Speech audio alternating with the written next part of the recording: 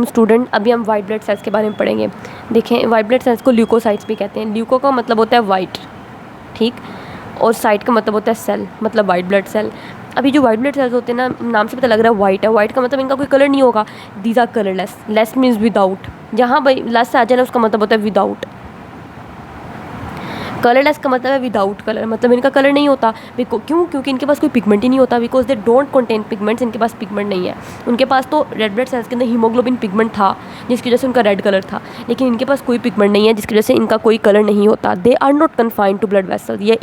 ये सिर्फ blood vessels के अंदर ही मौजूद नहीं रहते वाइट ब्लड सेल।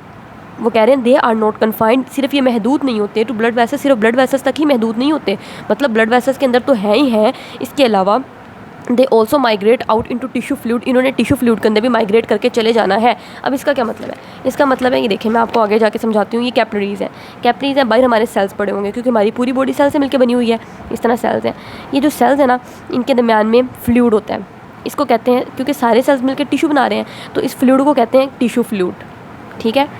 अब हमारे पास बाज़-औक़ात कभी कोई बैक्टीरिया फॉर एग्जांपल हमारे एंटर कर गया सेल टिश्यूज़ के अंदर, तो उस बैक्टीरिया को किल करना है। उस बैक्टीरिया को किल करने के लिए वाइट ब्लड सेल हमारी बॉडी की आर्मी है। ये आर्मी क्या करती है? रेड ब्लड सेल, वो जो बैक्टीरिया आए हुए हैं उन बैक्टीरिया को किल करेगी। वाइट ब्लड सेल्स तो हमें पता है कि ब्लड के अंदर फिर रहे हैं। ये ब्लड वेसल है, मतलब कैपिलरी, इसके अंदर ब्लड मतलब घूम रहा है। इस ब्लड के अंदर वाइट ब्लड सेल्स हैं। अभी जो वाइट ब्लड सेल्स है ना, ये क्या करेंगे, जब कभी बैक्टीरिया टिश्यू के अंदर एंटर हो चुका है, तो इन्होंने क्या करना है, यहाँ से निकल के टिश्यू के अंदर आ जाना है। टिश्यू मतलब टिश्यू फ्लूइड के अंदर आ जाना, और टिश्यू फ्लूइड के अंदर जो बैक्टीरिया वगैरह आया उसको आके इनगल्फ कर लेना है, मतलब खा लेना है उसको। इस तरह उस बैक्टीरिया को किल कर देना है।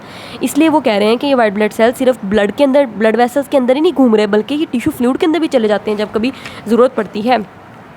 They also migrate out into the tissue fluid. ये टिश्यू फ्लूइड के अंदर भी माइग्रेट करके चले जाते हैं। अब हमने जैसे ऊपर पढ़ा 1 cubic millimetre of red blood cell के 1 क्यूबिक मिलीमीटर ऑफ ब्लड के अंदर कितने रेड ब्लड सेल्स थे। इसी तरीके से 1 क्यूबिक मिलीमीटर ऑफ ब्लड के अंदर वाइट ब्लड सेल कितने होते हैं वो पढ़ लेते हैं। 7000 to 8000 रेड ब्लड सेल्स होते हैं, या आपने वाइट ब्लड सेल्स होते हैं, आपने याद रखना है। अब इनका लाइफ स्पैन कितना होता है? उनका 120 डेज़ था। इनका मंथ्स टू इवन ईयर्स, कई महीने या कई साल हो सकता है, डिपेंड करता है बॉडी की नीड के मुताबिक, ठीक है। अच्छा, अब वाइट ब्लड सेल का फंक्शन क्या होता है? आपको पता है बॉडी की आर्मी है, main agents in the bodies defence system. Body का जो डिफेंस सिस्टम है, जो बॉडी की हिफाजत करता है, उसमें मेन एजेंट्स, अहम किरदार वाइट ब्लड सेल ही होते हैं। अब वाइट ब्लड सेल भी 2 तरह के होते हैं, मैं आपको बताती हूँ कौन कौन से। ये देखिए, आपको डायग्राम नज़र आ रही है। इस डायग्राम में आपको 5 सेल्स नज़र आ रहे हैं। इन 5 सेल में ये जो 3 सेल्स हैं, इन सेल्स के अंदर आपको ग्रेन्यूल्स नज़र आ रहे हैं, ठीक है। ये 4-5 वाइट ब्लड सेल्स हैं, लेकिन इनके अंदर आपको ग्रेन्यूल्स नज़र आ रहे हैं। ये क्लियर है, इनका साइटोप्लाज्म क्लियर है, देखो, और इनके साइटोप्लाज्म के अंदर ग्रेन्यूल है। इसका मतलब है इनके पास ग्रेन्यूल है और सेल्स हैं ये, तो ग्रेन्यूलोसाइट्स इनको कहेंगे। ग्रेन्यूलो मतलब ग्रेन्यूलोसाइट मीन सेल। इनके पास ग्रेन्यूल नहीं है, इनको कहेंगे ए ग्रेन्यूलोसाइट। ए का मतलब होता है विदाउट, जिस तरह लेस का मतलब होता है ना विदाउट, कलरलेस, विदाउट कलर, इस तरह ए का मतलब भी विदाउट होता है। ए ग्रेन्यूलोसाइट्स का मतलब है विदाउट ग्रेन्यूल्स। इन सेल के अंदर ग्रेन्यूल नहीं है, ठीक है। तो 3 सेल ऐसे होते हैं जो ग्रेन्यूलोसाइट हैं, 2 सेल ऐसे होते हैं जो ए ग्रेन्यूलोसाइट्स हैं, ठीक है। अभी देखो, ग्रेन्यूलोसाइट्स जो होते हैं, इनका ग्रेन्यूलर साइटोप्लाज्म है, जैसा कि आपको नज़र आ रहा है। साइटोप्लाज्म के अंदर ग्रेन्यूल्स हैं ये। अच्छा, इनमें कौन 3 सेल्स हैं? न्यूट्रोफिल्स हैं, इओसिनोफिल्स हैं, बेसोफिल्स हैं। फिल अच्छा, ग्रेन्यूलोसाइट्स में हमारे पास ग्रेन्यूलर साइटोप्लाज्म होता है। इनमें न्यूट्रोफिल है, इओसिनोफिल्स है, बेसोफिल्स हैं। जिन के अंदर आपने याद रखना है फिल्स आ रहा है ना, इसका मतलब है वो फिल हुए हैं, ग्रेन्यूल से फिल हुए हैं। इस तरह आप याद कर लें। तो न्यूट्रोफिल्स, इओसिनोफिल्स, बेसोफिल्स, ग्रेन्यूलोसाइट्स हैं। न्यूट्रोफिल्स की बात करते हैं। इन्होंने क्या करना है? Destroy small particles by phagocytosis. ये न्यूट्रोफिल्स हैं। इन्होंने क्या करना है? कोई स्मॉल पार्टिकल है, लाइक कोई बैक्टीरिया वगैरह है, उसको पकड़ना है और उसको फैगोसाइटोसिस का मतलब है इनगल्फ कर लेना है और उसको अपने अंदर ला के उसको किल कर देना है। इसके अंदर ना ऐसे अल्लाह ताला ने इनको इन केमिकल्स ऐसे एंजाइम्स दिए हुए, उन एंजाइम से उन्होंने उन बैक्टीरिया को किल कर देना है, ठीक है। ये न्यूट्रोफिल्स का काम है। दूसरा इओसिनोफिल्स ने क्या करना है? ब्रेक इन्फ्लेमेटरी सब्सटेंसेस को इन्होंने ब्रेक करना है एंड किल पैरासाइट्स, तो पैरासाइट्स को किल करना है। इन्फ्लेमेटरी सब्सटेंसेस मतलब इन्फ्लेमेशन एक प्रोसेस होता है। देखो, जब भी बॉडी के अंदर बैक्टीरिया एंटर हो जाता है ना, तो उस बैक्टीरिया को ख़त्म करने के लिए बैक्टीरिया और वाइट ब्लड सेल्स के दरम्यान में लड़ाई शुरू हो जाती है। बैक्टीरिया अपने केमिकल रिलीज़ करते रहते हैं, वाइट ब्लड सेल अपने केमिकल रिलीज़ करते रहते हैं। अब इन प्रोसेस के अंदर हमारा टिश्यू भी डैमेज होना शुरू हो जाता है, क्योंकि उधर ही हमारा टिश्यू पड़ा हुआ है। तो वाइट ब्लड सेल्स उधर से खतरनाक केमिकल रिलीज़ करे बैक्टीरिया को किल करने के लिए, उधर से बैक्टीरिया खतरनाक केमिकल रिलीज़ कर रहे हैं वाइट ब्लड सेल को किल करने के लिए, इस प्रोसेस में हमारा टिश्यू भी डैमेज होना शुरू हो जाता है।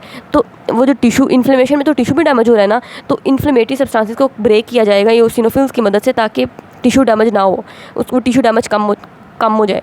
और दूसरा, इओसिनोफिल्स ने पैरासाइट्स को किल करना है, मतलब जो आपके पेट के अंदर कीड़े वगैरह आ जाते हैं, वर्म्स वगैरह ना, उनको भी इओसिनोफिल्स ही किल करते हैं। यही वजह है कि जब आपके पेट में कीड़े होते हैं ना, तो इओसिनोफिल्स की तादाद बढ़ जाती है ताकि ज़्यादा आएँ और उन पैरासाइट्स को किल कर लें। एंड बेसोफिल्स, और बेसोफिल्स का काम क्या है? ब्लड क्लोटिंग को प्रिवेंट करना। आपको पता है आपके ब्लड के अंदर जो बॉडी के अंदर ब्लड फ्लो कर रहा है वो क्लोट नहीं करता, वो बेसोफिल्स की वजह से क्लोट नहीं करता, ठीक है। वरना तो क्लोटिंग फैक्टर्स अंदर काफ़ी वो फाइब्रिनोजन भी मौजूद है, ब्लड क्लोटिंग प्रोटीन, तो ब्लड क्लोट क्यों नहीं करता? बेसोफिल्स की मदद से, ये ब्लड को क्लोट नहीं होने देते। ये ग्रैन्युलोसाइट्स हो गए। अब हम बात कर लेते हैं ए ग्रैन्युलोसाइट्स की। ए का मतलब होता है विदाउट, मतलब नहीं, इनके पास ए ग्रैन्युलोसाइट्स ये ऐसे सेल्स हैं जिनके पास ग्रैन्यूल नहीं है। ग्रैन्यूल नहीं है तो मतलब क्लियर साइटोप्लाज्म है, और इसमें दो सेल्स हैं, मोनोसाइट्स है और बी एंड टी लिम्फोसाइट्स हैं। जैसा कि यहाँ पे आप देख सकते हैं, मोनोसाइट है और लिम्फोसाइट्स हैं।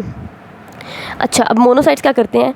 मोनोसाइट्स ने ब्लड से टिश्यू के अंदर चले जाना है, वही मैंने आपको टिश्यू बताया था, और टिश्यू के अंदर जाके इन्होंने मैक्रोफेजेस बन जाना है, बड़े बड़े सेल बन जाना है, और विच इनगल्फ कम्स, और ये विच इनगल्फ जर्म्स, ये मैक्रोफेजेस उन जर्म्स को फिर इनगल्फ करना शुरू कर देंगे और उनको किल करना शुरू कर देंगे। बी और टी लिम्फोसाइट्स का क्या काम है? ये एंटीबॉडीज़ प्रोड्यूस करते हैं, ठीक है, और वो एंटीबॉडीज़ फिर जर्म्स को किल करती हैं, ठीक है। लाइक ये देखें, बी सेल्स हैं, इन बी सेल्स ने एंटीबॉडीज़ प्रोड्यूस की हुई हैं। ये एंटीबॉडीज़ जाके बैक्टीरिया को किल करेंगी, बैक्टीरिया को पकड़ ट्रैप कर लेंगी अपने अंदर और बैक्टीरिया को किल कर दिया जाएगा, ठीक हो गया। इसी तरीके से ये मतलब सारे वाइट ब्लड सेल, हर कोई अपने अपने तरीके से बैक्टीरिया को और जर्म्स वगैरह को किल ही कर रहा है। ये वाइट ब्लड सेल्स का फंक्शन हो गया। उसके बाद हम पढ़ते हैं प्लेटलेट्स।